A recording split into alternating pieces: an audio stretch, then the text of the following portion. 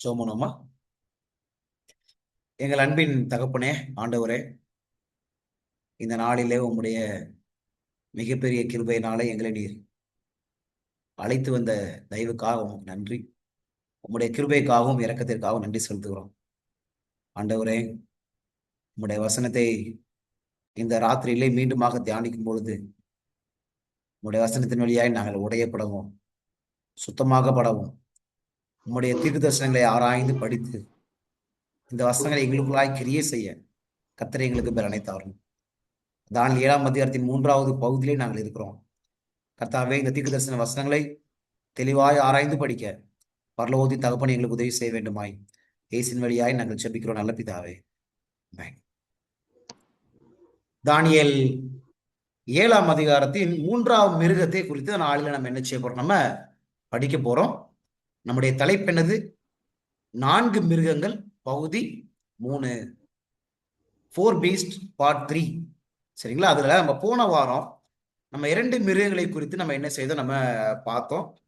இந்த சிங்கம், இந்த கரடி குறித்து நம்ம என்ன செய்தோம்? நம்ம படிச்சோம். இந்த வாரம் நம்ம அந்த 3வது மிருகத்தை குறித்து நம்ம என்ன செய்ய போறோம்? கொஞ்சம் நம்ம ஆராய்ச்சி செய்ய போறோம். தானியேல் 7ஆம் அதிகாரம் போங்க. தானியேல் 7ஆம் அதிகாரத்துக்கு போங்க.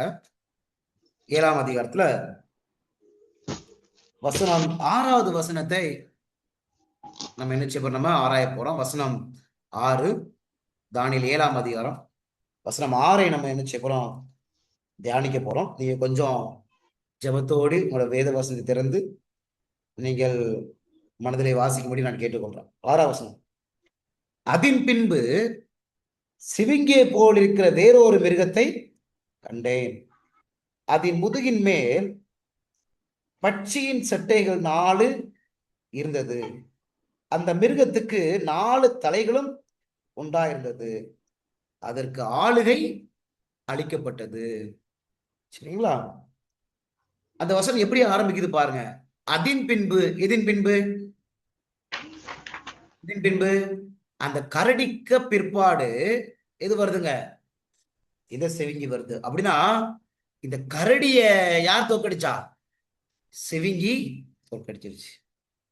உங்களுக்கு நான் ஏற்கனவே சொல்லியிருக்கிறேன், ஆண்டவர் ரொம்ப ஞானத்தோடு தான் அங்க சிங்கத்தை போட்டாரு, கரடிய போட்டாரு. அப்படித்தானே? இப்ப சிங்கத்துக்கு பதிலாக வேற ஏதாவது மிருகத்தை அவர் போட்டிருந்திருக்கலாம். நீர் யானை போட்டிருந்திருக்கலாம், இல்ல யானை அதை போட்டிருக்கலாம், காண்டா மிருகத்தை போட்டிருந்திருக்கலாம். ஆனா பாபிலோனுக்கு கரெக்டா சரியா ஆண்டவர் சிங்கத்தை தான் போட்டார். ஏன் சிங்கத்தை போட்டாரு? நம்ம நீதிகளில் படிச்சோம், சிங்கம் எல்லா மிருகத்தை காட்டிலும் பலமானது, அது பின்வாங்காது. அப்ப இந்த பாபிலோனுக்கு அது சரியா பொருந்துதா இல்லையா? அதுவும் எல்லா மிருகத்தை காட்டிலும் பலமானதாக அது இருக்குது. எல்லா ராஜ்யங்களை காட்டிலும் பலமானதாக இருந்துச்சு. கரடி, ஏன் ஆண்டவர் மேதிய பெர்சியாக்கு கரடியை போட்டாரு? நம்ம அதையும் ஆராய்ந்து படிச்சோம். கரடி எப்படிப்பட்ட மிருகம்?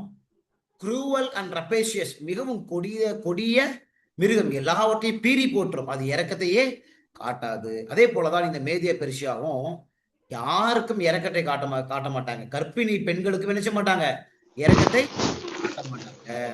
அவங்க என்ன செஞ்சிருவாங்க? எல்லாரையும் அவங்க பீறி போட்டுருவாங்க அப்படின்னு சொல்லி நம்ம என்ன செய்தோம்? நம்ம பார்த்தோம். இப்ப ஏன் ஆண்டவர் இந்த 3ஆம் மிருகத்துக்கு சிவிங்கிய போட்டாரு? சிவிங்கி அப்படின்னா என்ன நமக்கு ஞாபகம் வரும்? சிவிங்கி ஸ்பீடு, அப்படிதானே? வேகம். சரிங்களா? அப்ப இந்த ராஜ்யத்துக்கும் வேகத்துக்கும் ஏதோ சம்பந்தம் இருக்குது. அது மாத்திரம் இல்ல, அந்த வசனத்தை பாருங்க. சிவிங்கிய போல் இருக்கிற வேறொரு மிருகத்தை கண்டேன். அதன் முதுகின் மேல் பச்சையின் சட்டைகள் எத்தனை இருந்துச்சு? 4 இருந்துச்சு. அப்படின்னா சிவிங்கியே ரொம்ப வேகமாக செல்லக்கூடிய ஒரு மிருகம், அதோடு கூட 4 சட்டைகள் வச்சிருக்காங்க. அப்படின்னா இந்த சிவிங்கி எவ்வளவு வேகமா ஓடும்? அப்படித்தானே? சரிங்களா? அப்ப இந்த ராஜ்யம் மிகவும் வேகமாக ஓடக்கூடிய ஒரு ராஜ்யம். அதனால 4 சட்டைகள். சரி, இந்த 4 சட்டைகள் சட்டைகள் எதை குறிக்கும்? பச்சிகின் சட்டை, விங்ஸ். விங்ஸ் எதை குறிக்கும் அப்படின்னு பார்ப்போம். விங்ஸ் எதை குறிக்கும்? சட்டைகள் எதை குறிக்கும்? நம்ம போன வகுப்புல இதை குறித்து நம்ம படிச்சோம். சரி, இருந்தாலும் இன்னொரு முறை அதை படிக்கலாம். அந்த வசனம் ஆபகுக் 1 6 8 வசனங்கள். நம்ம போன முறை நம்ம 6 8 படிச்சோம். இந்த முறை நம்ம முழுசா படிக்க தேவையில்லை. ஆபகுக் 1ல ஆபகுக் 1ல முக்கியமா அந்த 8வது வசனத்தை மாத்திரம் படிக்கலாம். 8வது வசனம், அவர்களுடைய குதிரைகள் சிவிங்கிகளிலும் வேகமும் இருக்குங்களா? அப்ப சிவிங்கி எதை குறிக்குது? ஆபகுக் 1 நான் 8வது வாசிக்கிறேன். சரிங்களா? verse 8ல அவருடைய குதிரைகள் சிவிங்கிகளிலும் வேகமும். அப்ப சிவிங்கி எதை குறிக்குது? வேகத்தை குறிக்குது. சாயங்காலத்தில் திரிகிற ஓநாய்களிலும் தீவிரமாயிருக்கும். அவருடைய குதிரை வீரர் பரவுவார்கள். அவருடைய குதிரை வீரர் தூரத்திலிருந்து வருவார்கள். இறைக்கு தீவிரிக்கிற கழுகுகளை போல் பறந்து வருவார்கள். இந்த வசனத்துல முதல் சிவிங்கி எதை குறிக்குது? வேகத்தை குறிக்குது. இப்ப அந்த விங்ஸ் எதை குறிக்குது? இறைக்கு தீவிரிக்கிற கழுகுகளை போல் பறந்து வருவார்கள். சரிங்களா? அப்ப பறந்து விங்ஸ் எதை குறிக்குது? இறைக்கு தீவிரிக்கிறது. இறை என்னது? படிச்சோம் நம்ம. இறைக்கு தீவிரிக்கிறதா அந்த ராஜ்யங்களை பிடிக்கிறது இல்ல. சரிங்களா? அப்ப மிருகம் இறைய சாப்பிடுது. அந்த இறைய பிடிக்கிறதுக்கு ரொம்ப வேகமா போகுது. மிருகம்னா என்ன படிச்சோம் நம்ம? ராஜ்யம். அப்ப ராஜ்யம் இறைய சாப்பிடுறது என்ன அர்த்தம்? ராஜ்யம் இன்னும் இன்னொரு ராஜ்யங்களை பிடிப்பதற்கு தீவிரமாக செல்லுகிறது. சரிங்களா? அப்ப சிவிங்கி என்று சொன்னா என்ன அர்த்தம்? அது வேகம் என்று அர்த்தம். இப்ப 4 ரெக்கைன்னு என்ன அர்த்தம்? ராஜ்யங்களை மிக வேகமாக என்ன செய்யும்? பிடிக்கும். மிக வேகமாக பிடிக்கும். சரிங்களா? அதை நீங்க கொஞ்சம் அந்த கருத்தை மாத்திரம் எடுங்க. அது எந்த ராஜ்யத்துக்கு அது பொருந்தது என்பதை பின்னாடி நம்ம படிக்கலாம். சரிங்களா? சிவிங்கி இப்ப எத்தனை பாயிண்ட் படிச்சோம்? சிவிங்கி சிவிங்கி எதை குறிக்குது? ஸ்பீடு. சரிங்களா? விங்ஸ் அடுத்த பாயிண்ட் என்ன படிச்சோம்? விங்ஸ் விங்ஸ் எதை குறிக்குது? ராஜ்யங்களை வேகமாக கேப்சர் பண்றது, பிடிக்கிறது. ராஜ்யங்களை வேகமாக பிடிக்கிறத குறிக்குது. சரிங்களா? ரெண்டுக்கும் ஒரே வசனம் தான். ஆபகுக் 1 8வது வசனம் ரெண்டுக்குமே. சரி, 3வது பாயிண்ட் அதுல என்ன இருக்குது? நீங்க ஒரு விரல எப்பவுமே தானியல் 7ஆம் அதிகாரத்துல வச்சுக்கணும். சரிங்களா? ஒரு விரல எப்பவுமே நீங்க தானியல் 7ஆம் அதிகாரத்துல. முதியின் மேல் பட்சியின் செட்டைகள் 4 இருந்தது. அந்த மிருகத்துக்கு 4 தலைகளும் உண்டாயிருந்தது. அடுத்த குழு, எத்தனை தலை இருக்கு அதுக்கு? 4 தலைகள் இருக்குது. சரிங்களாமா? சரி, தலைனா என்ன? 4 தலை இருக்கான். தலைனா என்ன? ஒரு விரல நீங்க தானியல் 7 வச்சுக்கோங்க. 3வது பாயிண்ட் தலைனா என்னன்னு படிச்சிடலாம். எபேசியர் 5ஆம் அதிகாரம் 23வது வசனம். எபேசியர் 5ஆம் அதிகாரம் 23வது வசனம் பாருங்க. கிறிஸ்து சபைக்கு தலையாய் இருக்கிறது போல புருஷனும் மனைவிக்கு தலையாய் இருக்கிறான். இருக்குங்களா?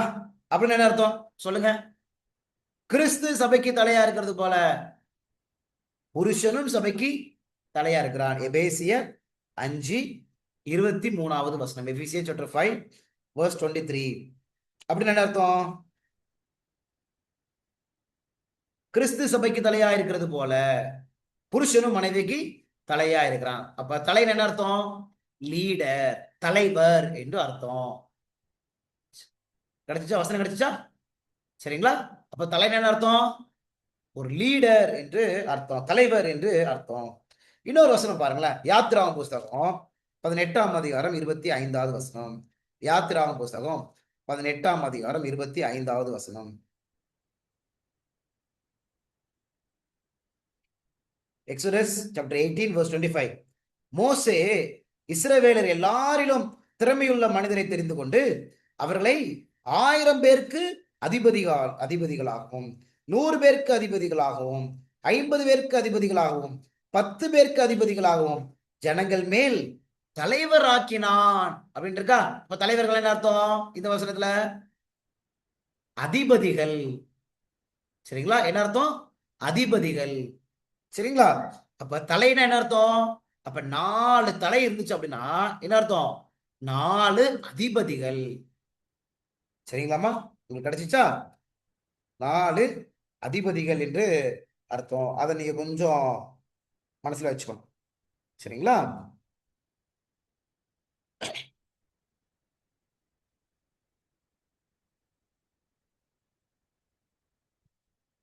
இப்ப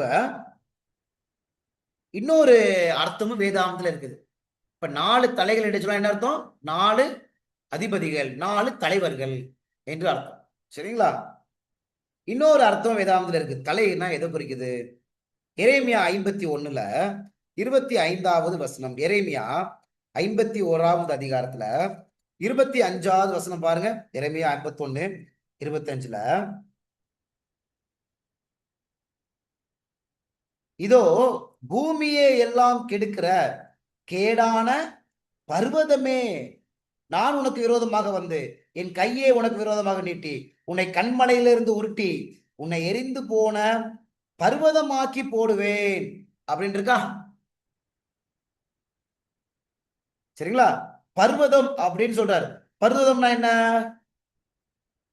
பர்வதம்னா என்ன? இங்க பர்வதம் சொல்றாரு. இந்த பர்வதம்னா என்ன தெரியுமா? நீங்க ஒரு வேளை இறைமையாலே வச்சுக்கோங்க. இறைமையாலே வச்சுக்கோங்க. கொஞ்சம் வெளிப்படுத்தல் புஸ்தகம் போங்க. வெளிப்படுத்தல் புஸ்தகத்துல 17ஆம் அதிகாரம், 17ஆம் அதிகாரத்துல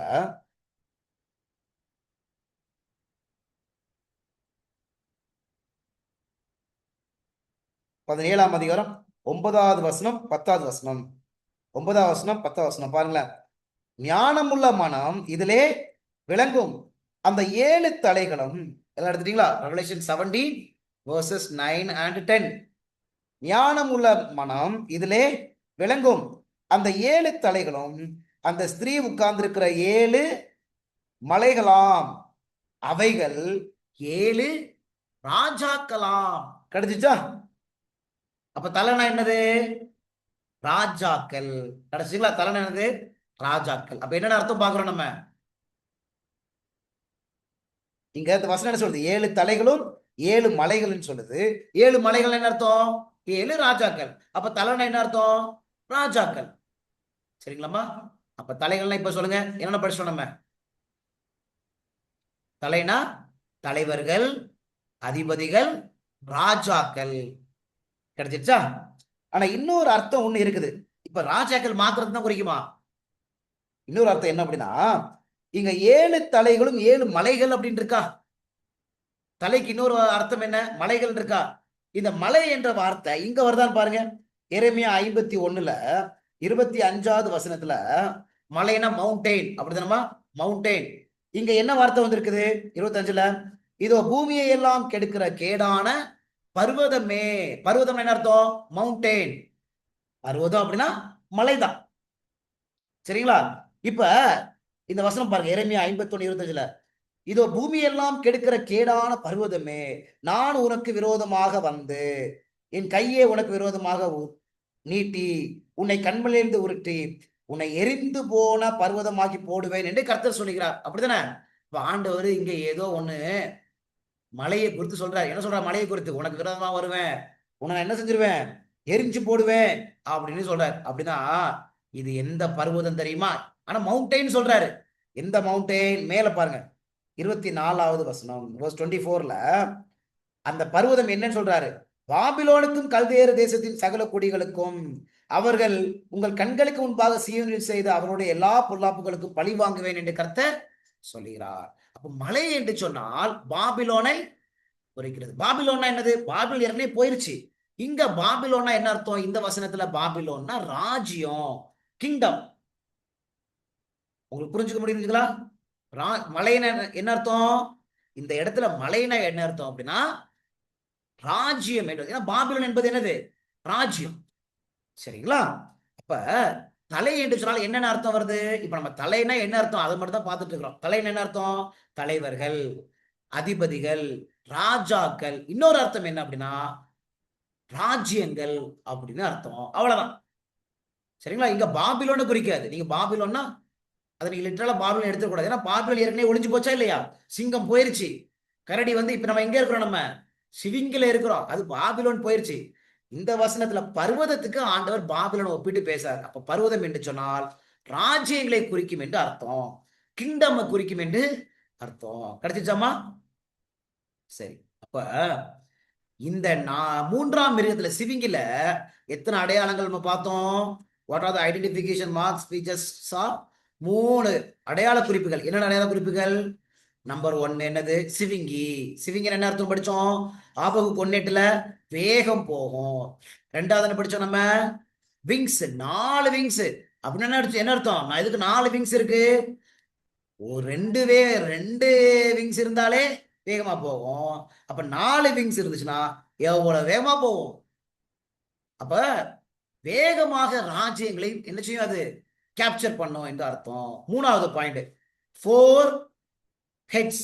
4 ஹெட்ஸ் அப்படின்னா என்ன படிச்சோம்? 4 ஹெட்ஸ்னா ஹெட்னா என்ன படிச்சோம்? ஹெட்னா என்ன அர்த்தம்? தலைவர்களை குறிக்குது, அது அதிபதிகளை குறிக்குது, ராஜாக்களை குறிக்குது, ராஜ்யங்களை குறிக்குது. ஏற்கனவே உங்களுக்கு சொல்லியிருக்கேன் அப்படிதானே? ராஜாவையும் ராஜ்யத்தையும் பிரிக்க முடியாது. அப்படிதானமா? ராஜா ஒருத்தர் இருக்கிறார் அப்படின்னா கண்டிப்பா அவர்கிட்ட என்ன இருக்குமா? ராஜ்யம் ஒன்று இருக்குது. ராஜாவையும் ராஜ்யத்தை என்ன செய்ய முடியாதுங்க, நம்ம பிரிக்க முடியாது. சரிங்களா? இப்ப இந்த 3 க்ளூ வச்சுக்கோங்க. இது எந்த ராஜ்யம்? இதை தான் கொஞ்சம் நம்ம கண்டுபிடிக்கணும். நம்ம தானியல் 2ஆம் அதிகாரத்துல ஒப்பிட்டு படிச்சா இது என்ன ராஜ்யம்? தானியல் 2ல ஒப்பிட்டு படிச்சா நம்ம ஏற்கனவே ஞாபகம் இருக்கா? தானியல் 2ல இருக்கக்கூடிய தங்கமும் தானியல் 7ல இருக்கக்கூடிய சிங்கமும் ரெண்டுமே ஒண்ணுதான். ஞாபகம் இருக்குங்களா? தானியல் 2ல இருக்கக்கூடிய வெள்ளியும் தானியல் 7ல இருக்கக்கூடிய கரடியும் ரெண்டுமே ஒரே ராஜ்யம் தான்.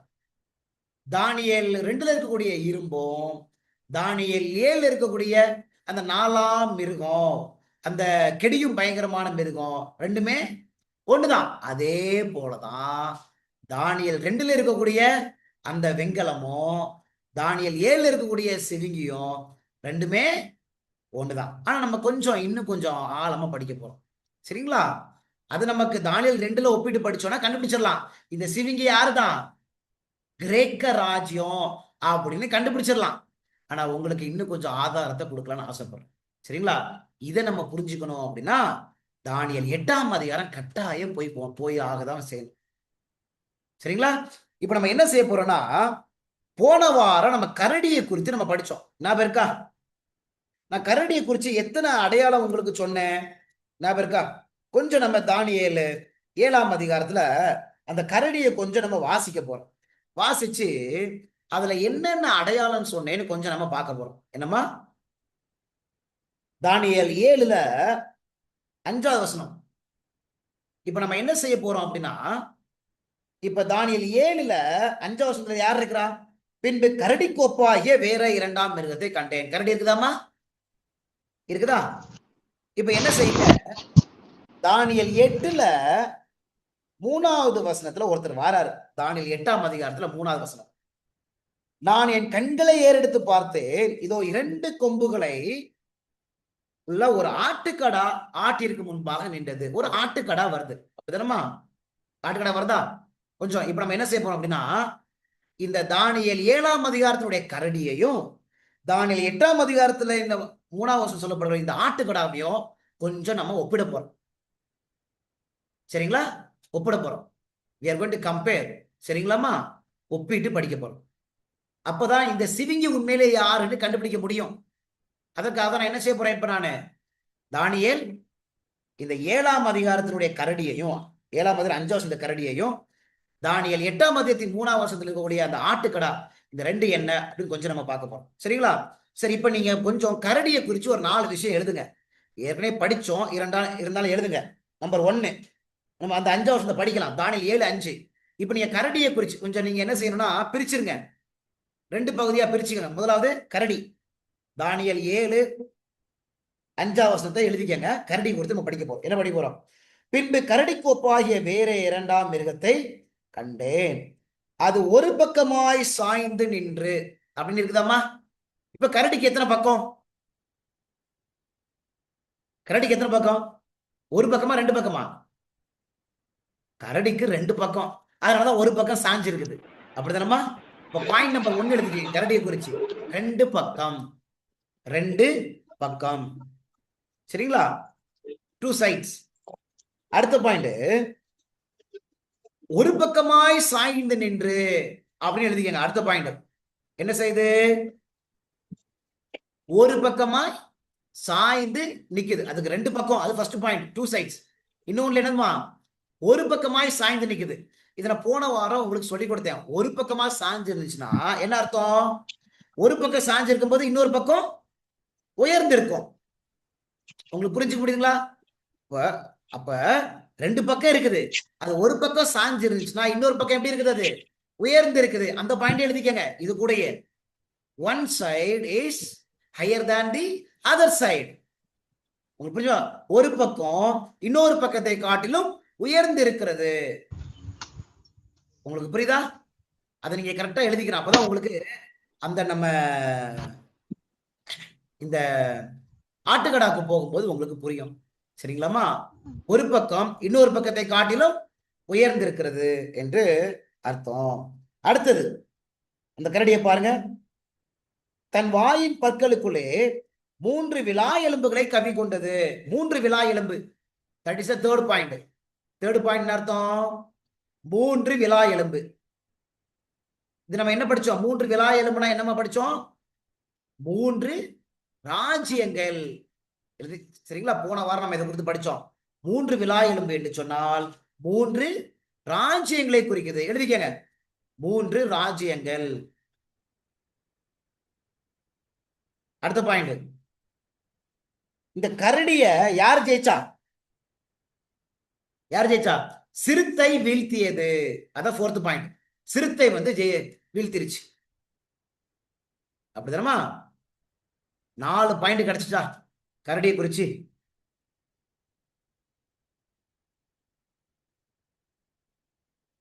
சரிங்களாமா? 4 பாயிண்ட் கிடைச்சா? என்னென்ன பாயிண்ட் வந்துச்சு? 2 பக்கம். அடுத்தது ஒரு பக்கம் இன்னொரு பக்கத்தை காட்டிலும் உயர்ந்திருக்கிறது. சரிங்களாமா? 3வது பாயிண்ட் என்ன? 3 ராஜ்யங்கள். சரிங்களாமா? 4வது பாயிண்ட் என்ன படிச்சோம்? சிறுத்தை வீழ்த்திருச்சு. 4 பாயிண்ட் கிடைச்சிச்சா? இப்ப நம்ம என்ன செய்ய போறோம் அப்படின்னா, கொஞ்சம் ஆட்டுக்கடாவோட பார்க்கப்போம். இந்த ஆட்டுக்கடால இந்த மாதிரி இருக்கா அப்படின்னு பார்க்கப்போம். சரிங்களா? அதுக்கு போக முன்னாடி, ஒரு பக்கம் இன்னொரு பக்கத்தை காட்டிலும் உயர்ந்திருக்கிறது அப்படின்னா அதுக்கு என்ன அர்த்தம் சொன்னேன் போன வாரம்? யாராவது சொல்ல முடியுமா? என்ன அர்த்தம் சொன்னேன்? 2 பக்கம்னா என்ன அர்த்தம்? Very good. என்ன அர்த்தம்?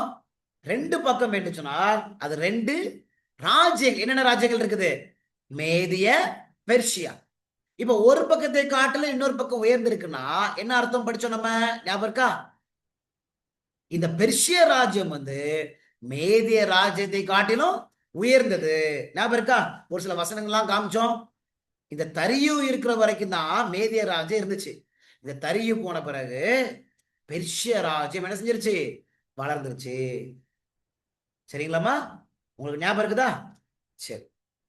அப்ப 2 பக்கம் என்று சொன்னால் 2 ராஜ்யங்கள் இருக்குது. ஒரு பக்கத்தை காட்டிலும் இன்னொரு பக்கம் உயர்ந்திருக்குது என்று சொன்னால் என்ன அர்த்தம்? பெர்ஷிய ராஜ்யம் இந்த மேதிய ராஜ்யத்தை காட்டிலும் உயர்ந்ததாக இருந்துச்சு. ஆனா முன்னாடி யார் ஆளுகை செஞ்சது? ஃபர்ஸ்ட் யார் ஆளுகை செஞ்சது? தரியு தானே ஆளுகை செஞ்சாரு. தானியல் காலத்துல அங்க இருந்தது யாரு? அங்க கோரேஸ் இருக்கிறாரு. ஆனா பாபிலோன் அழிஞ்ச பிறகு யாரு கதையை நம்ம படிக்கிறோம்? யார் கரெக்டா சொல்லுவான்? பாபிலோன் அழிஞ்சது எத்தனாவது அதிகாரம்? பாபிலோன் அழிவை குறித்து சொல்லப்படக்கூடிய அதிகாரம் என்னது தானியல்ல? 5ஆம் அதிகாரம். 6ஆம் அதிகாரத்துல யாரு கதை வருது? 6ஆம் அதிகாரம் சிங்கக்கபில தானியலை தூக்கி போடுறாங்க. அப்படித்தானே? அங்க யார் வர்றா? எந்த ராஜா இருக்கிறா?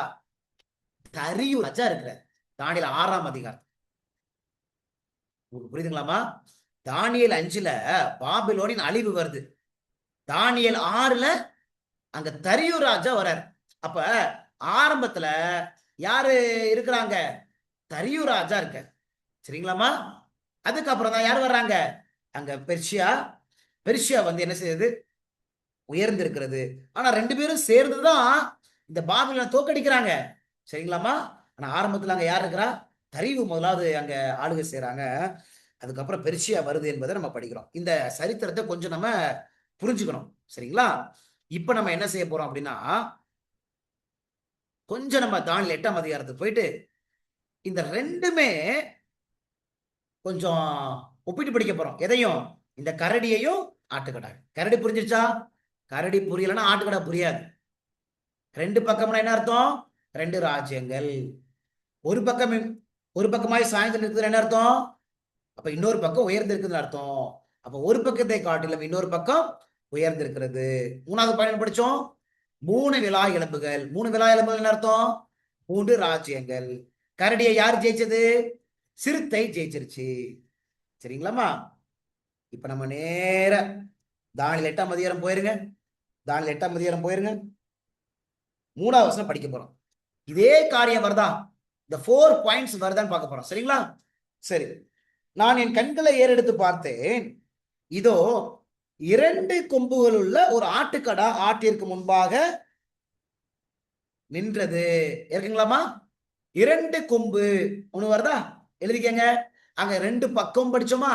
இங்க என்ன இருக்குது? 2 கொம்பு. சரிங்களா? 2 கொம்பு வந்துருச்சாமா? அதன் 2 கொம்புகளும் உயர்ந்தவைகளா இருந்தது. ஆகிலும் அவைகள் ஒன்று மற்றதை பார்க்கிலும் உயர்ந்திருந்தது. உயர்ந்த கொம்பு பிந்தி முளைத்தெழும்பிற்று. வந்துச்சா? அங்க படிச்ச மாதிரியே வருதா? இப்ப 2 கொம்பு, அது ஃபர்ஸ்ட் பாயிண்ட். செகண்ட் பாயிண்ட் என்னது? அந்த அதில் 2 கொம்புகள்ல ஒன்று மற்றதை பார்க்கிலும் உயர்ந்திருந்துச்சு. வந்துச்சாமா? அது உயர்ந்தது எப்ப எழும்பிச்சான்? பின்பு எழும்பிச்சு. இந்த கதை அப்படியே அங்க அங்க இருக்கா? அங்க கரடியில ஒரு பக்கம் சாய்ந்திருக்கு அப்படின்னு என்ன அர்த்தம்? இன்னொரு பக்கம் உயர்ந்து இருந்துச்சு. அதே மாதிரி 2 கொம்பு இருக்குது. ஆனா இங்க அதுல ஒரு கொம்பு எப்படிமா இருக்குது? மற்றதை பார்க்கிலும் உயர்ந்து இருக்கிறது. கிடைச்சிச்சுங்களாமா? அது பிந்தி முளைச்சு. அந்த உயர்ந்த கொம்பு எப்போ வந்துச்சான்? பிந்தி முளைச்சிச்சு. ஏன்னா அந்த உயர்ந்தது எதுவும் படிச்சோம் நம்ம. சரி, படிக்கலாம். நம்ம ஏற்கனவே கரடியில் என்ன படிச்சோம்? உயர்ந்தது எது? பெர்ஷியா. அது எப்போ வந்துச்சு? பிந்தி வந்துச்சு. ஃபர்ஸ்ட் யார் வந்தா? மேதியா வந்துச்சு. சரி, அடுத்தது 3ஆவது பாயிண்ட். அந்த ஆட்டுக்கடா மேற்கும் வடக்கும் தெற்கும் பாய்கிறதை கண்டேன். இப்ப என்ன படிக்கிறோம் நம்ம? எங்கெல்லாம் பாயுது? மேற்கு, வடக்கு, தெற்கு. அப்ப 3 பக்கமும் பாயுது. 3 பக்கத்துல என்ன இருக்குது? ராஜ்யங்கள் இருக்குது. கண்டுபிடிச்சிட்டீங்க. சரிங்களா? மேற்கு வடக்கும் வடக்கும் தெற்கும் பாய்கிறதுனா என்ன அர்த்தம்? அது 3 ராஜ்யங்களை என்ன செய்யுது? அது அது வீழ்த்துகிறது. சரிங்களாமா? எத்தனை பாயிண்ட் வந்துருச்சு? இப்ப இந்த கரடிக்கும் ஆட்டுக்கடாக்கும் சம்பந்தம் இருக்குதா இல்லையா? அப்ப இந்த கரடியும் ஆட்டுக்கடா ஒன்னா இல்லையா? சரி, இப்ப 4ஆவது பாயிண்ட். சிறுத்தை வீழ்த்திருச்சு. அப்படிதானமா? இங்க யாரு வீழ்த்தினா அப்படின்னா 5ஆவது வசனம். நான் அதை கவனித்துக் கொண்டிருக்கையில் இதோ மேற்கே இருந்து ஒரு வெள்ளாட்டுக்கடா நிலத்திலே கால் பாவாமல் தேசம் மீதெங்கும் சென்றது.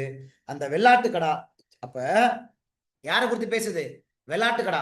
அங்க சிறுத்தை வீழ்த்துது, இங்க யாரு வீழ்த்துறா? வெள்ளாட்டுக்கடா வீழ்த்துது. அப்ப எழுதிக்கங்க. சரிங்களாமா? வெள்ளாட்டுக்கடா வீழ்த்துது.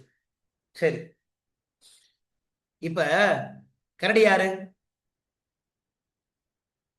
நம்ம போன வாரமே படிச்சோம். கரடி யாரு? மேதிய பெர்ஷியா. அப்ப இந்த கரடிக்கும் இந்த ஆட்டுக்கடாக்கு சம்மந்தம் இருக்குதா இல்லையா? சம்மந்தம் இருக்குது. இப்ப இந்த ஆட்டுக்கடா யாரு?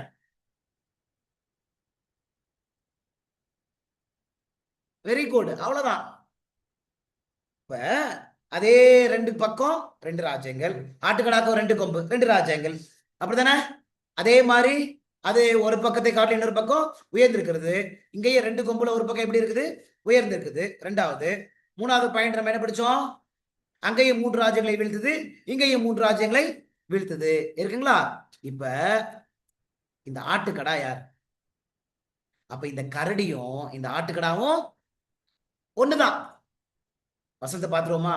பாருங்க. சரி, இப்ப தானியேல் 8:20 படிச்சிருங்க. அழகா புரிஞ்சிடும். தானியேல் 8:20 படிச்சிருங்க. நீ கண்ட 2 கொம்புள்ள ஆட்டுக்கடா மேதிய பெர்சியா தேசத்தின் ராஜாக்கள். கிடைச்சிருச்சா? தானியேல் 8:20. அப்ப அந்த ஆட்டுக்கடா யாருன்னு சொல்லிச்சு வசனம்? மேதிய பெர்சியா. சரிங்களாமா? இப்ப புரிஞ்சுச்சா? அப்ப இந்த கரடியும் இந்த ஆட்டுக்கடாவும் ஒன்னா இல்லையா? ஒண்ணு. கிடைச்சிச்சா? அவ்வளவுதான். இப்ப பாருங்க, தானியல் 2ல வெள்ளி எது? மேதிய பெர்சியா. தானியல் 7ல கரடி யாரு? மேதிய பெர்சியா. தானியல் 8ல ஆட்டுக்கடா யாரு? மேதிய பெர்சியா. எவ்வளவு அழகா ஆண்டவர் பேசுறாரா இல்லையா? அழகா ஆண்டவர். சரிங்களா? சரி. இப்ப இந்த கரடிய யாரு வீழ்த்தினான்னு பார்த்தோம்? சிறுத்தை வீழ்த்துச்சு. இந்த ஆட்டுக்கடாவை யாரு வீழ்த்தினான்னு படிச்சோம் நம்ம? வெள்ளாட்டுக்கடா. வெள்ளாட்டுக்கடா வீழ்ச்சி. அப்படிதானமா? அப்ப இந்த சிறுத்தையும் வெள்ளாட்டுக்கடாவும் ஒன்னா இல்லையா? கரெக்டா இல்லையா? கரடி என்னது? அதான் மெதி பெர்சியா. அங்க ஆட்டுக்கடா என்னது? அதுவும் மெதி பெர்சியா. இப்ப கரடியை வீழ்த்தினது சிறுத்தை, ஆட்டுக்கடா வீழ்த்தினது வெள்ளாட்டுக்கடா. அப்ப ரெண்டும் ஒன்னா இல்லையா? கொஞ்சம் பாத்துருவோமா? சரி, இப்ப நீங்க என்ன செய்யறீங்க அப்படின்னா, இந்த வெள்ளாட்டுக்கடாவை ஒரு பக்கம், இந்த சிறுத்தையை ஒரு பக்கம் எழுதுங்க. இப்ப நம்ம என்ன செய்ய போறோம்னா, இந்த சிறுத்தையையும் இந்த வெள்ளாட்டுக்கடையும் கொஞ்சம் ஒப்பிட்டு பார்க்க போறோம். சரிங்களா? இப்ப நம்ம எப்படி இந்த கரடியும் ஆட்டுக்கடாவும் ஒண்ணுன்னு கண்டுபிடிச்சோமோ, இப்ப இந்த சிறுத்தையும் இந்த வெள்ளாட்டுக்கடா ஒன்னா இல்லையா அப்படின்னு கண்டுபிடிச்சிடலாம். பாத்துருவோமா? சரி. இப்ப சிறுத்தையில எத்தனை பாயிண்ட் படிச்சோம்?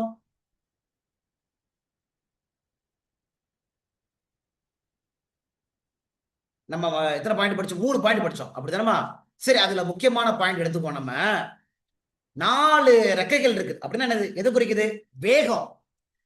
ஏமா, சிறுத்தை பிளஸ் 4 ரெக்கைகள் அப்படின்னா என்ன அர்த்தம்? அது வேகத்தை குறிக்குது. அப்படிதானமா? இப்ப இந்த வெள்ளாட்டுக்கடா வேகமா வந்துச்சா எப்படி? சரிங்களாமா? வேகமா வந்துச்சா? தானியேல் 8ஆம் அதிகாரம் போயிருங்க. 8ஆம் அதிகாரம் 5வது வசனம் பாருங்க. தானியேல் 8ஆம் அதிகாரம் 5வது வசனத்துல, நான் அதை கவனித்துக் கொண்டிருக்கையில் இதோ மேற்கே இருந்து ஒரு வெள்ளாட்டுக்கடா நிலத்திலே கால் பாவாமல் தேசத்தின் மீதெங்கும் சென்றது. அப்படின்னா என்ன அர்த்தம்? யார் சொல்ல முடியும்? இது ஸ்பீடா இல்லையா? வசனம் என்ன சொல்லுது பாருங்க. நிலத்துல காலை கூட வைக்காம போதுமா? அந்த அளவுக்கு வேகம். கிடைச்சா இல்லையா? பாயிண்ட். கால் பாவாமல், காலம் தரையில கூட படாம அந்த அளவுக்கு வேகமா போதான். சரிங்களா? அப்ப இதுவும் இந்த சிறுத்தையும், சிறுத்தை கூட 4 ரெக்கைகளை வச்சு வேகமா இது போகுது. அதே போல இந்த வெள்ளாட்டுக்கடாவும் என்ன போகுது? காலை கூட தரையில நிலத்துல படாம அவ்வளவு வேகமாக அது போகுது. சரிங்களாமா? அடுத்தது பாருங்க. அடுத்தது பாருங்க, வேற என்ன இருக்கு அப்படின்னா, 6ஆம் வசனம். இப்ப 5 படிச்சாலும் 6. நான் ஆற்றின் முன்பாக நிற்க கண்ட 2 கொம்புகளில் உள்ள ஆட்டுக்கடாவின் மட்டும் அது வந்து, எது வந்து? ஆட்டுக்கடா மட்டும் வந்துச்சான். எது? இந்த வெள்ளாட்டுக்கடா. இது வந்து என்ன செஞ்சான்? தன் பலத்தின் உக்கிரத்தோடே அதற்கு எதிராக பாய்ந்தது. அது ஆட்டுக்கடாவின் கிட்ட சேர கண்டேன். verse 7. ஆட்டுக்கடா பக்கம் வருது. வந்தோம் என்ன செஞ்சுச்சான்? அது ஆட்டுக்கடாவின் மேல் கடும் கோபம் கொண்டு அதை முட்டி அதன் 2 கொம்புகளையும் முறித்து போட்டது. பாத்தீங்களா? அந்த 2 கொம்புனா என்னது? மேதிய பெருசா. அந்த 2 கொம்பையும் முறித்து போட்டுருச்சு. எது முறித்து போட்டுருச்சான்? இந்த வெள்ளாட்டுக்கடா முறித்து போட்டுருச்சான். பாருங்க, அதன் முன் நிற்க ஆட்டுக்கடாவுக்கு வல்லமில்லமையால் வெள்ளாட்டுக்கடா அதை தரையிலே தள்ளி மிதித்து போட்டது. அதன் கைக்கு ஆட்டுக்கடாவை தப்பி வைப்பவர் இல்லை. பாத்தீங்களாமா? யார் என்ன செய்ய முடியல? ஆட்டுக்கடாவை தப்பி வைக்க முடியல. ஆட்டுக்கடாவை மிதிச்சு போட்டுருச்சு. verse 8. அப்பொழுது வெள்ளாட்டுக்கடா மிகுதியும் வல்லமை கொண்டது. என்ன படிக்கிறோம்? அது பலம் கொண்டிருக்கையில் அந்த பெரிய கொம்பு முறிந்து போயிற்று. அதற்கு பதிலாக ஆகாயத்தின் 4 திசைகளுக்கு எதிராக விசேஷித்த 4 கொம்புகள் முளைத்தெழும்பினது. வந்துச்சா? அப்ப இந்த வெள்ளாட்டுக்கடால இப்ப எத்தனை கொம்பு வருது? இப்ப 4 கொம்பு வந்துருச்சு. கிடைச்சிச்சாமா? இப்ப சொல்லுங்க, சரி, இந்த 4 கொம்புகள்லாம் என்ன? 22ஆம் வசனம், 22 பாருங்க. அது முறிந்த போன பின்பு அதற்கு பதிலாக 4 கொம்புகள் எழும்பினது என்னவென்றால், அந்த ஜாதியிலே 4 ராஜ்யங்கள் எழும்பும். வந்துருச்சா? அப்ப 4 கொம்புன்னு என்ன அர்த்தம்? 4 ராஜ்யங்கள். இதே மாதிரி எங்க பார்த்தோம் இந்த கதையை? நம்ம சிறுத்தையில பார்த்தோம். பார்த்தோமா இல்லையாமா? என்னம்மா? அப்ப சிறுத்தை எப்படி போகுது? வேகமா போகுது. வெள்ளாடு கடை எப்படி போகுது? வேகமா போகுது. சிறுத்தைக்கு எத்தனை தலை இருந்துச்சு? 4 தலை. இந்த வெள்ளாடு கடைக்கு எத்தனை தலை இருக்குது? 4. வெள்ளாடு கடைக்கு 4 தலை இருக்குது. சாரி, 4 கொம்பு இருக்குது. அந்த சிறுத்தைக்கு 4 தலைன்னு என்ன அர்த்தம்? 4 ராஜ்யங்கள். இந்த வெள்ளாட்டு கடைக்கு 4 கொம்புனா என்ன அர்த்தம்?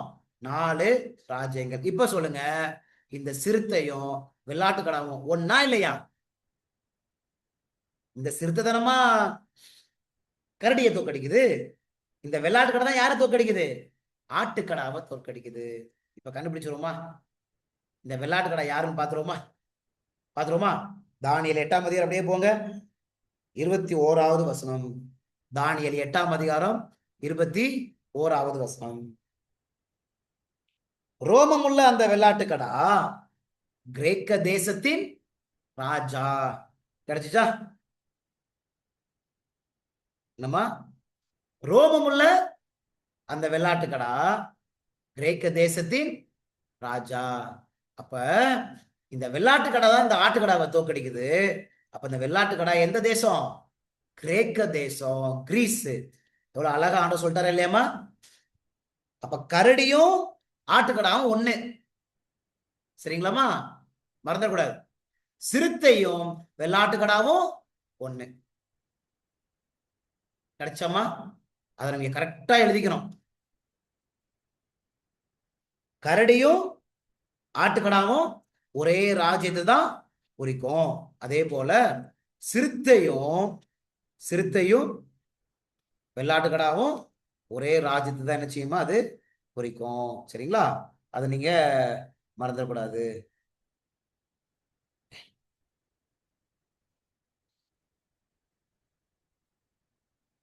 சரி, இப்ப நம்ம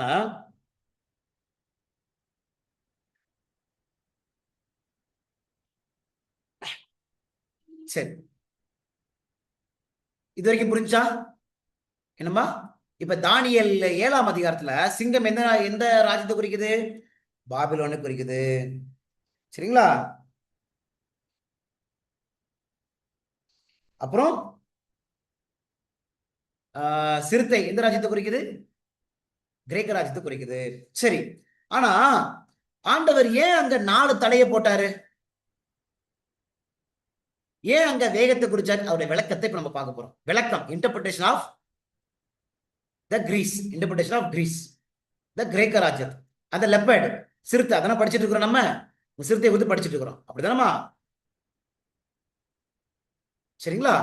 ஏன் ஆண்டவர் இப்ப ஸ்பீட போட்டார்? ஆண்டவர் அங்க அந்த ராஜ்யத்துக்கு, கிரேக்க ராஜ்யம் ஏன் ஸ்பீட போட்டார்? கிரேக்க ராஜ்யத்தினுடைய ராஜா யார்? படிச்சிருக்கீங்களா? ஹிஸ்டரி தெரிஞ்சவங்க கரெக்டா சொல்லுவாங்க. கிரீஸ் அப்படின்னால ஒரு ராஜா பேர் வரணும். The great Alexander. கேள்விப்பட்டீங்களா? மகா அலெக்சாண்டர். இவர் தான் கிரேக்க தேசத்தினுடைய ராஜா. முதல் ராஜாவே இவர் தான். சரிங்களாமா? இப்ப இந்த ராஜாவை குறித்து பேசும்போது ஆண்டவர் சிறுத்தையை போட்டார். ஏன் ஆண்டவர் சிறுத்தையை போட்டாரு?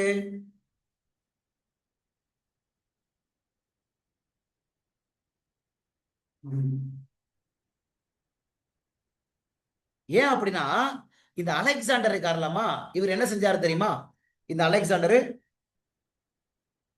இவர் என்ன செஞ்சார் அப்படின்னா, வெறும் 12 வருஷத்திலேயே இந்த உலகம் முழுவதையும் அவர் கைப்பற்றிட்டார். Within 12 years. எத்தனை வயசுல தெரியுமா அவருக்கு? அவருக்கு 33 வயசு இருக்கும்போது, சரித்திரம் என்ன சொல்லுது அப்படின்னா, அவருக்கு 33 வயசு இருக்கும்போது வித்தின் 12 இயர்ஸ்லயே இந்த உலகத்தின் ராஜ்யங்களை அவர் என்ன செஞ்சார்? அவரு பிடிச்சாரு. புரியுதுங்களா? அதனாலதான் ஆண்டவர் எதை போட்டாரு? சிறுத்தையை போட்டுட்டாரு. உங்களுக்கு புரியுதா? அதனாலதான் ஆண்டவர் அங்க 4 விங்ஸ் ஆண்டவர் என்ன செஞ்சிட்டாரு? அவரு வச்சுட்டாரு. சரிங்களாமா? உங்களுக்கு புரிய ஆரம்பிக்குதா? புரிய ஆரம்பிக்குதா பிள்ளைங்களா?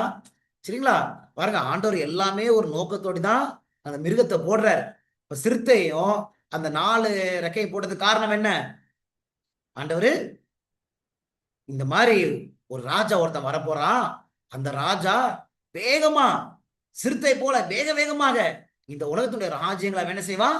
பிடிப்பான் என்பதற்காக அந்த காரியத்தை ஆண்டவர் செய்யாங்க போட்டாங்க. சரிங்களாமா? சரி, பாருங்க, இதெல்லாம் நம்ம எங்க போய் படிக்கணும்? நான் உங்களுக்கு சொன்னேன், பைபிளை வச்சு சரித்திரத்தை படிக்கணும். சரித்திரத்தை வச்சு பைபிளை படிக்க கூடாது, தப்பாயிரும். சரிங்களா? பைபிளை வச்சு சரித்திரத்தை படிக்கணும். in order to understand the history you should study the bible first. சரிங்களா? சில பேர் சரித்திரத்தை கொண்டு வச்சு பைபிளை ஃபிட் பண்ண பாக்குறாங்க, பொருத்த பாக்குறாங்க. அப்படி இல்ல, பைபிள் இப்படி சொல்லி இருக்குது, அது சரித்திரத்தை நிறைவேற்றிருக்கா அப்படின்னு போய் படிச்சு பார்த்தோம் அப்படின்னா இங்க சரித்திரத்துல இருக்குது. வித்தின் 12 இயர்ஸ்ல, தனது 33வது வயசுலயே ராஜ்யங்களை யார் பிடிச்சா? அலெக்சாண்டர் செஞ்சாரு, பிடிச்சாரு. சரிங்களா?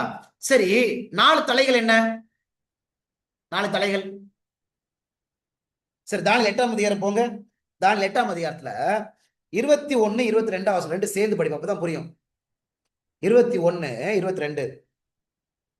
ரோமமுள்ள அந்த வெள்ளாட்டுக்கடா கிரேக்க தேசத்தின் ராஜா, அதன் கண்களுக்கு நடுவே இருந்த பெரிய கொம்பு அதன் முதலாம் ராஜா. அப்படித்தானமா?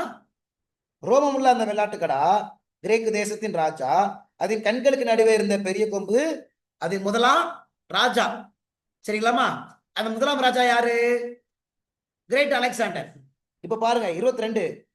அது முறிந்து போன பின்பு அதற்கு பதிலாக 4 கொம்புகள் எழுப்பினது என்னவென்றால் அந்த ராஜ்யத்திலே 4 ராஜ்யங்கள் எழும்பும். இதை புரிய ஆரம்பிக்குதா? அப்ப இந்த கிரேக்க தேசத்தின் முதலாம் ராஜா யாரு? அலெக்சாண்டர். அவர் வாராரு. அவர் வந்த பிறகு என்ன நடக்கும்? அவரு செத்து போன, அவரு முறித்து போகப்படுவார். அப்படின்னு அர்த்தம். அவரு செத்து போயிடுவாரு. செத்து போன பின்பு அந்த ராஜ்யம் 4 ராஜ்யங்களா பிரிஞ்சிடும். அப்ப கிரேக்க ராஜ்யம் 4 ராஜ்யங்கள் என்ன செஞ்சிடும்? பிரிஞ்சிடும். கேள்விப்பட்டிருக்கீங்களா இல்லையா சரித்திரம்? அலெக்சாண்டர் இறந்த பின்பு என்ன நடந்துச்சு தெரியுமா? அந்த கிரீஸ் 4 கிங்டமா பிரிஞ்சிருச்சு. எப்படின்னா, அலெக்சாண்டருடைய ஜெனரல் தளபதிகள் இருக்கிறாங்கல்ல, அவங்க என்ன செஞ்சுட்டாங்க அப்படின்னா 4 பகுதிகளாக அந்த ராஜ்யங்களை என்ன செஞ்சாங்க? பிடிச்சுக்கிட்டாங்க. அந்த 4 ராஜாக்கள், அந்த 4 தளபதிகள் ராஜாக்கள், அப்படித்தானே? ஏன்னா இப்ப அவங்க ராஜ்யங்களை 4ஆ பிரிச்சுக்கிறாங்க. அப்ப அவங்க ராஜாக்களே இல்லையா? ராஜாக்கள். அந்த 4 ராஜாக்கள் பேர் என்ன தெரியுமா? எழுதி வச்சுக்கோங்க. அந்த 4 ராஜாக்கள் பேர் என்ன அப்படின்னா கேசண்டர் அப்படின்னு சொல்லுவாங்க. எழுதி வச்சுக்கோங்க. நான் அதோடைய சில படத்தை நான் வந்து குரூப்ல ஷேர் பண்றேன். சரிங்களா? ஷேர் பண்றேன், நீங்க அதிலே நோட் பண்ணிக்க. கேசண்டர். நீங்க சரித்திரத்துல சும்மா கூகுள்ல போயிட்டு அலெக்சாண்டர் மரிச்ச பின்பு 4 ஜெனரல்ஸ் யாருன்னு போட்டு பாருங்க, 4 கிங்ஸ் யாருன்னு. கிரீஸ், உங்களுக்கு ஆன்சர் கிடைச்சிடும். சரிங்களா? சரி, கேசண்டர் எழுதிட்டீங்களா? அடுத்தது லிசிமேக்கஸ். அடுத்தது யார் அப்படின்னா லிசிமேக்கஸ். சரிங்களா? லிசிமேக்கஸ். அடுத்தது யார் அப்படின்னா செலியூக்கஸ். ஃபர்ஸ்ட் யார் சொன்னேன்? கேசண்டர், அப்புறம் லிசிமேக்கஸ், அடுத்தது யாரு? செலியூக்கஸ். 4வது என்ன அப்படின்னா டோலமி. 4வது என்ன அர்த்தம்? டோலமி அப்படின்னு சொல்லுவாங்க. PTOLEMY, டோலமி அப்படின்னு சொல்லுவாங்க. சரியாம்மா? இதெல்லாம் அந்த கிரேக்க ராஜ்யங்கள்ல சொல்லப்பட்ட ராஜ்யத்தினுடைய பெயர்கள். சரிங்களாமா? டோலமி கிடைச்சிச்சா? சரி, இப்ப உங்களுக்கு புரியுதா? இந்த கிரேக்க ராஜ்யம் புரிய ஆரம்பிக்குதா? இப்ப இந்த கிரேக்க ராஜ்யம் தான் இந்த சிறுத்தை என்பதை புரிஞ்சுக்கிறதுக்கு எங்க போக வேண்டியது இருக்குது? நம்ம தானியேல் 8 போக வேண்டியிருக்குது. அந்த ஆட்டுக்கடா, வெள்ளாட்டுக்கடா தோற்கடிச்சிச்சு. ஆட்டுக்கடா யாரு? மேதிய பெர்சியா. அப்ப மேதிய பெர்சியா தோற்கடிச்சது யாரு? கிரேக்கம் என்பது எங்கதான் இருக்குது? அது தானியேல் 8ஆம் அதிகாரத்துல தான் இருக்குது. புரிஞ்சு முடிக்கலாமா? அப்பதான் சிறுத்தை யாருன்னு சொல்லி கரெக்டா என்ன செய்ய முடியும்? நம்ம கரெக்டா மேட்ச் பண்ண முடியும். தானியேல் 8 படிக்காம தானியேல் 7 இருக்கக்கூடிய இந்த சிறுத்தை யார் நம்ம என்ன செய்ய முடியாது? புரிஞ்சுக்க முடியாது. இன்னும் கொஞ்சம் உங்களுக்கு சில ஆதாரத்தை உங்களுக்கு தரலாம் என்று ஆசைப்படுறேன். இன்னும் கொஞ்சம் சில ஆதாரத்தை தரலாம்னு ஆசைப்படுறேன். தானியல் 10ஆம் அதிகாரம் போங்க. தானியல் 10ஆம் அதிகாரம் போயிருங்க.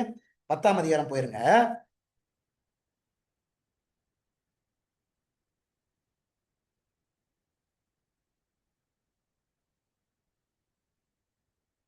இருபதாம் வசனம் பாருங்களேன். அங்க அந்த பெர்ஷியாக்கு அப்புறம் கிரேக்க வருதான்னு பாருங்க. தானியல் 10ஆம் அதிகாரம் 20ஆம் வசனம் பாருங்க. அப்பொழுது அவன், நான் உன்னிடத்திற்கு வந்த காரணம் என்னதென்று உனக்கு தெரியுமா? இப்போது நான் பெர்ஷியாவின் பிரபுவோட யுத்தம் பண்ண திரும்பி போகிறேன். நான் போன பின்பு கிரேக்க தேசத்தின் அதிபதி வருவான். இருக்குதா இல்லையா? பாத்தீங்களா? இன்னும் கூடுதலான உங்களுக்கு ஆதாரத்தை கொடுக்குறேன். சரிங்களாமா? இப்ப பெர்ஷியா போன பிறகு யார் வருவா? கிரேக்க வரும் அப்படின்னு ஆண்டவர் என்ன செய்யறாருங்க சொல்றாரு. சரிங்களா? அடுத்தது தானியல் 11ஆம் அதிகாரம் போயிடலாம். தானியல் 11ஆம் அதிகாரம் போங்களேன். தானியல் 11ஆம் அதிகாரத்துல நான் 1, 2 வாசிக்கிறேன். 1, 2, 3, 4. 1, 2, 3, 4. தானியல் 11ஆம் அதிகாரம். இன்னும் சில எவிடன்சஸ், இன்னும் சில கூடுதலான ஆதாரங்கள்.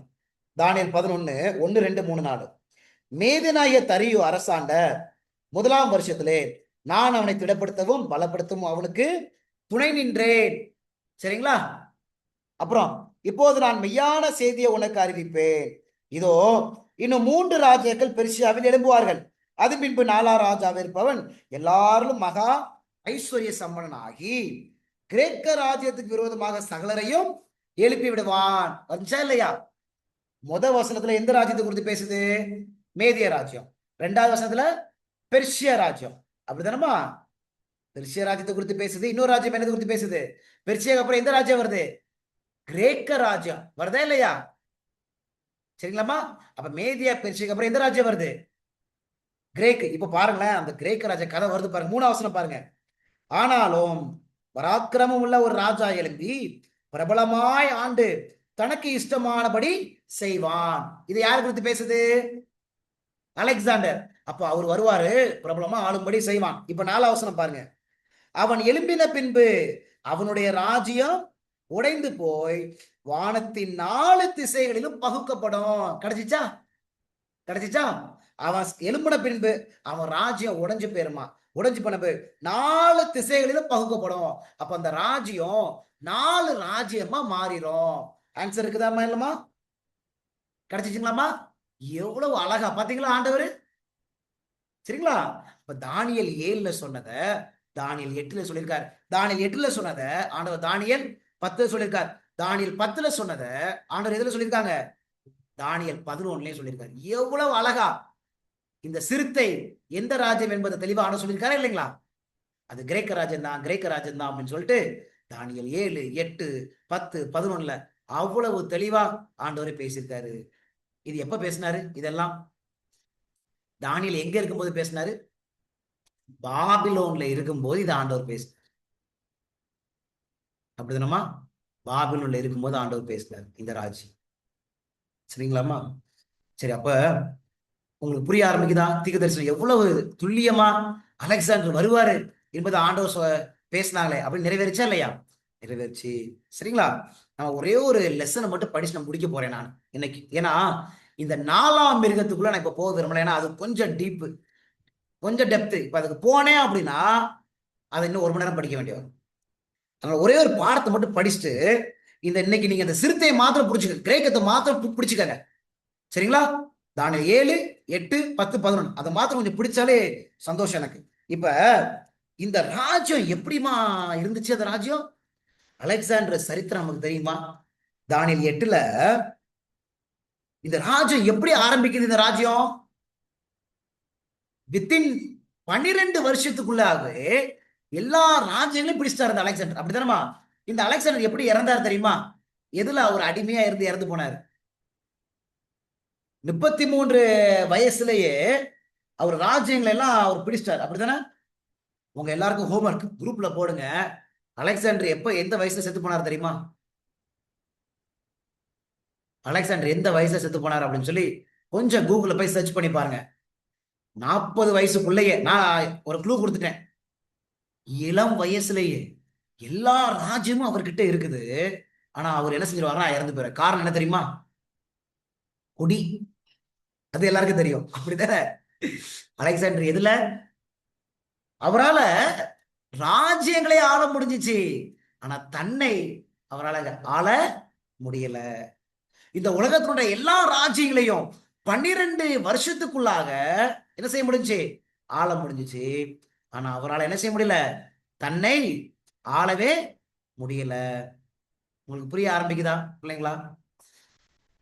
எனக்கு பிரியமான தேவனுடைய பிள்ளைங்களே, ஒரு அழகான வசனத்தை வாசி நான் முடிக்க ஆசைப்படுறேன். இந்த வசனம் எங்க இருக்குது அப்படின்னா, நீதிமொழிகள் புஸ்தகம் போயிருங்க. நீதிமொழி புஸ்தகம் இந்த வசனத்தை வாசித்துவோம் நம்ம.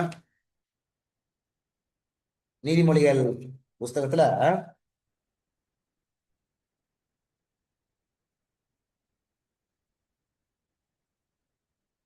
நீதிமொழிகள் 21ஆம் அதிகாரம் 17வது வசனம். நீதிமொழிகள் 21:17 பாருங்க. 21:17 சிற்றின்ப பிரியன் தரித்திரனாவான், மதுபானத்தை விரும்புகிறவன் இன்பமாய் ஐஸ்வர்யவானாவதில்லை. பாத்தீங்களாமா என்ன சொல்லுது வசனம்?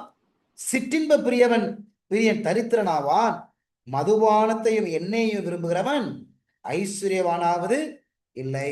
சரிங்களா? இன்னொரு வசனம், ஒரு பிடிச்ச வசனம் ஒண்ணு இருக்கு பாருங்களேன். எந்த வசனம் அப்படின்னா, நீதிமொழிகள் 16ஆம் அதிகாரம் போயிருங்க. நீதிமொழிகள் 16ஆம் அதிகாரம் 32வது வசனம், verse 32. நீதிமொழிகள் 16:32 பாருங்க. 32ல பலவானை பார்க்கிலும் நீடிய சாந்தம் உள்ளவன் உத்தமன், பட்டணத்தை பிடிக்கிறவனை பார்க்கிலும் தன் மனதை அடக்கிறவன் உத்தமன். ஏதாவது புரியுதாமா? பட்டணத்தை அடக்கிறவனை பார்க்கிறோம், தன் மனதை அடக்கிற உத்தமன், பலவானை பார்க்கிறோம், நீடிய சாந்தம் உள்ளவன் உத்தமன். இப்ப நீங்க சொல்லுங்க, தேவனுடைய பார்வையில யாரு பலசாலி? அலெக்சாண்டரா?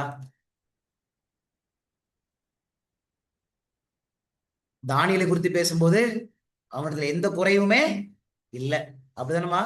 ஆனா தானியல்கிட்ட எத்தனை பட்டணம் இருந்துச்சு? தானியல் வந்து யாரு? வெறும் ஒரு அடிமை தான், அப்படிதானமா? வேறு ஒரு அடிமை. ஆண்டவர் தானியல் குறித்து பேசும்போது என்ன சொல்றாரு? எனக்கு பிரியமானவன். பாருங்களேன், தானியல் வசனத்துக்கு போங்க. தானியல் புஸ்தகத்துல அந்த ஒரு வசனம் வாசிக்கலாம். தானியல் 9:23வது வசனம். தானியல் 9:23 படிங்க. நீ மிகவும் பிரியமானவன் இருக்குதுங்களா? வெள்ளவன். தானியல் 9:23வது வசனத்துல நீ மிகவும் பிரியமானவன் அப்படின்னு சொல்றாரு ஆண்டவர். அப்ப அலெக்சாண்டர் அப்ப 12 வருஷத்துக்குள்ளேயே பட்டணத்தை பிடிச்சவனால மனதை அடக்க முடியல. ஆனா ஆண்டவர் பார்வையில யாரு பலசாலி? நல்ல டெய்லி ஜிம்முக்கு போயிட்டு நல்ல பாடி வச்சிருக்கான பலசாலி அவனுடைய பார்வையில. சிம்சோன் தான் ரொம்ப பலசாலியா இருந்தாரு,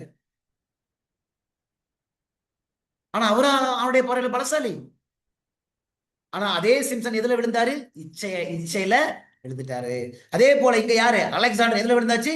இச்சையில விழுந்துட்டாரு. பாத்தீங்களா? எதுல தோக்கடிச்சான் சாத்தான்? இச்சையில தோக்கடிச்சிடறான். அப்ப நல்ல ஜிம்முக்கு போயிட்டு ரொம்ப சரீரத்துல பலமா இருக்கிறவன் பலசாலி அல்ல, தன்னுடைய சரீர இச்சைகளை அடக்கிறவன் தான் தேவனுடைய பார்வையில் உண்மையான பலசாலி. அந்த இச்சை அடக்கம் வேணும்னா யாரு வேணும்? ஆவியின் கனில ஒண்ணு என்னமா? ஆவின் கனில ஒண்ணு என்னது? எல்லாரும் அன்பு, சந்தோஷம், சமாதானம், தயவு, நீடிய பொறுமை, சாந்தம், இது வரைக்கும் சொல்லிடுவாங்க, விசுவாசம். ஆனா எதை மறந்துடுவாங்க? இச்சை அடக்கத்தை மறந்துடுவாங்க. ஆவின் கனில ஒண்ணு என்னதுமா? இச்சை அடக்கம். சரிங்களா? எனக்கு பிரியமான தேவனுடைய பிள்ளைகளே, நம்முடைய வாழ்க்கையில அந்த இச்சை அடக்கம் வேணும் அப்படின்னா யார் வேணும்? ஒவ்வொரு நாளும் பரிசுத்த ஆவியானவர் வேணும். எவ்வளவு வேகமாக அலெக்சாண்டர் ராஜ்யத்தை பிடிச்சாரோ அவ்வளவு வேகமாக அவர் சரிந்து போனாரு, அவரு தோற்று போனாரு. நம்முடைய வாழ்க்கையிலையும் நம்மளும் வேக வேகமா வளர்ற மாதிரி இருக்கும். கிறிஸ்தவ வாழ்க்கையில வேக வேகமா சத்தியத்துக்குள்ள வளர்ந்த மாதிரி இருக்கும். பாட்டு பாடி ஆலயத்துக்குள்ள போய் ரொம்ப வேகமா வளர்ந்த மாதிரி இருக்கும். ஆனா நம்ம என்ன செஞ்சிருவோம்? இச்சையை கட்டுக்குள்ளா இல்லை என்று சொன்னால் நம்ம வளர்ச்சி வேகமாக அழிஞ்சு போய்விடும். சரிங்களா? அதனாலதான் ஒவ்வொரு நாளும் நமக்கு யார் அவசியம்? பரிசுத்த ஆவியானவர் அவசியம். ஆண்டவரே, உங்களுடைய ஆவியானவருடைய பிரசனத்தை எனக்கு தாரும். ஆவியானவர் உதவியால மாத்திரம்தான் நம்ம எதை ஜெயிக்க முடியும்? இச்சையை ஜெயிக்க முடியும். இல்லாட்டா இச்சையை நம்ம என்ன செய்ய முடியாது? ஜெயிக்க முடியாது. இச்சையை ஜெயிப்பதற்கு கர்த்தர் உதவி செய்வாராக. இந்த 3வது ராஜ்யத்தை குறித்து படிச்சிட்டோம். அடுத்த வாரம் நம்ம 4வது ராஜ்யமாகிய கெடியும் பயங்கரமான மிருகத்தை குறித்து நம்ம படிக்க இருக்கிறோம். ஜெபத்தோடு நம்ம வருவோம். கர்த்தர் நம்மை ஆஸ்வதிப்பாராக. ஆமென்.